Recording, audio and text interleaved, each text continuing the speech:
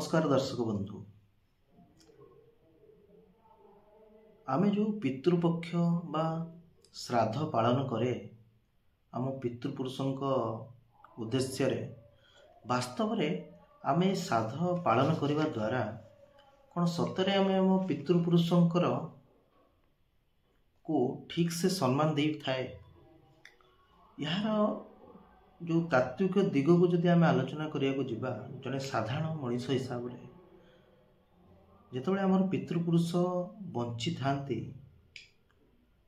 जहाँकर उद्देश्य आम गोटे फूल केबे तांको देना है, दीपद मीठा कथा केबे कहना है, मृत्यु परे मला परे सेमानको उद्देश्य रे आमे पुष्प घी फल मूल पिंडदान ठारू आरंभ करी अस्थिदाह पर्यंत अनेक कार्य करती एवं अनेक पैसा मध्य खर्च करती।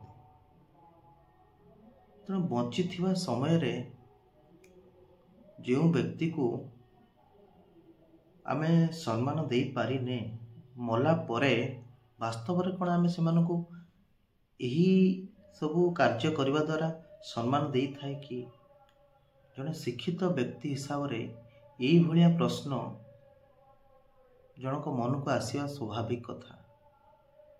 जो संस्कृति रे बा जो चिंताधारा रे जीवित व्यक्ति बा जीवनर सम्मान नाही सेठी कोन वास्तव रे मला पर जनक आमे सम्मान दे पारिबा। यह एक चिंता करिवार विषय। आमर आगामी पीढ़ी जो माने शिक्षित होइकी बाहरिबे सेमानक मध्यरे मध्य एही भलिया प्रश्न आसीबा स्वाभाविक।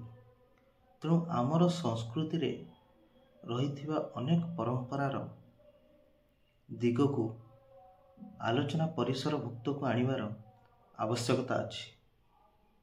धन्यवाद।